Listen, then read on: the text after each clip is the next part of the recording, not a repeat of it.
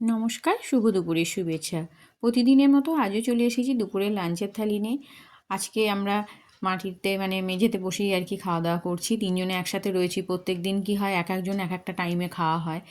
তো দিয়ে দিলাম প্রথমেই একদম গরম গরম ভাত। আজকে আর বাটিতে মানে বাটি চাপ দিয়ে করতে পারলাম না, কারণ ভাতটা অতিরিক্ত গরম, বাটিতে তুলতেও পারছি না, তুলে ধরতে পারছি না। যাই হোক, তো করেছি হচ্ছে ডাঁটা আলু উচ্ছে দিয়ে একটা চচ্চড়ি।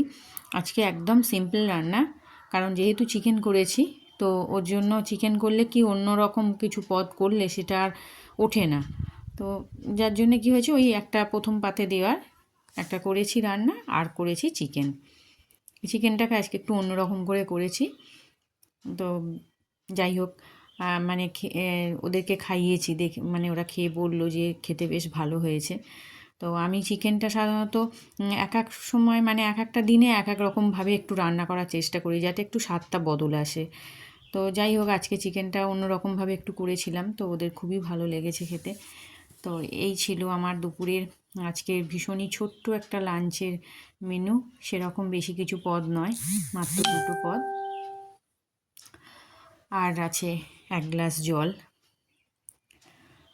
তো আজকে এইভাবেই পরিবেশন করলাম। তো আমার এই ছোট্ট আয়োজন তোমাদের কেমন লাগলো অবশ্যই কমেন্ট করে জানিও। ভালো লাগলে একটা লাইক করে দিও, আমার পাশে থেকো, আর আমার চ্যানেলটাকে সাবস্ক্রাইব করে দিও।